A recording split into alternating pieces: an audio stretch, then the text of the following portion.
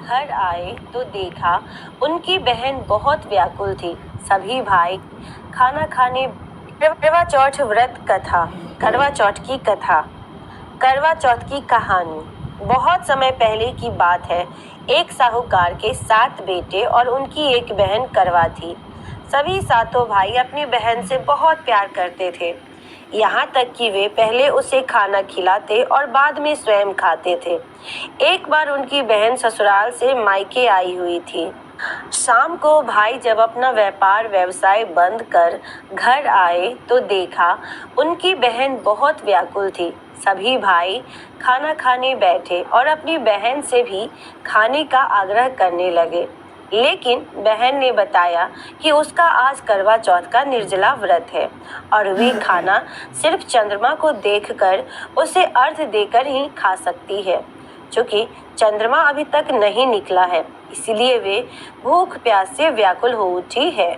सबसे छोटे भाई को अपनी बहन की हालत देखी नहीं जाती और वे दूर पीपल के पेड़ पर एक दीपक जलाकर चलनी की ओट में रख देता है।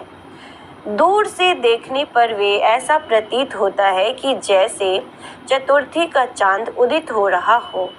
इसके बाद भाई अपनी बहन को बताता है कि चांद निकल आया है, तुम उसे अर्घ देने के बाद भोजन कर सकती हो।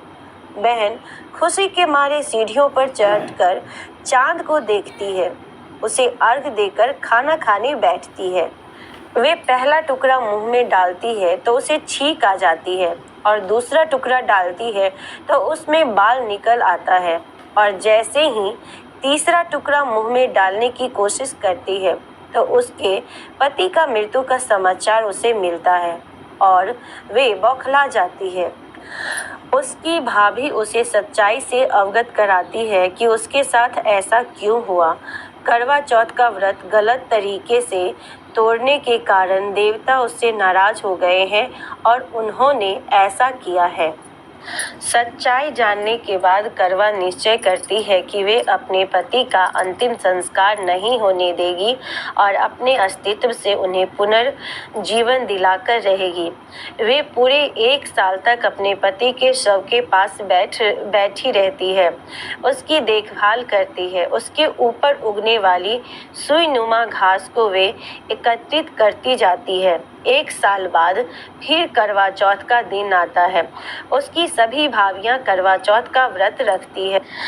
जब भाभियां उससे आशीर्वाद लेने आती है तो वे प्रत्येक भाभी से यम सुई ले लो, पिए सुई दे दो, मुझे भी अपने जैसा सुहागन बना दो, ऐसा आग्रह करती है। लेकिन हर बार भाभी उसे अगली भाभी से आग्रह करने का कह चली जाती है। इस प्रकार जब 6ठे नंबर की भाभी आती है तो करवा उससे भी यही बात दोहराती है।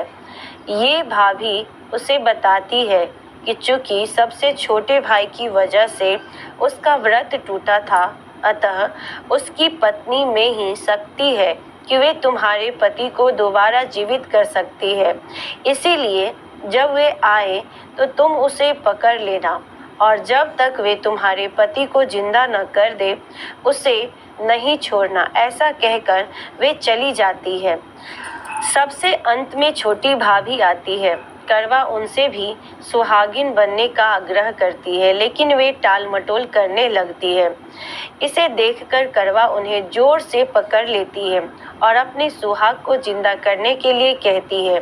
भाभी उससे छुड़ाने के लिए नोचती है, खसोटती है, लेकिन करवा नहीं छोड़ती है। अंत में उसकी तपस्या को देख भाभी पसीज जाती है और अपनी छोटी उंगली को चीरकर उसमें से अमृत उसके पति के मुंह में डाल देती है। करवा का पति तुरंत श्री गणेश कहते हुए उठ बैठता है। इस प्रकार प्रभु कृपा से उसकी छोटी भाभी के माध्यम से करवा को अपना सुहाग वापस मिल जाता है। हे श्री गणेश, माँ गौरी, जिस प्रकार करवा को चिर सुहागन का वरदान आपसे मिला है, वैसे ही सब सुहागन को मिले। घर आए तो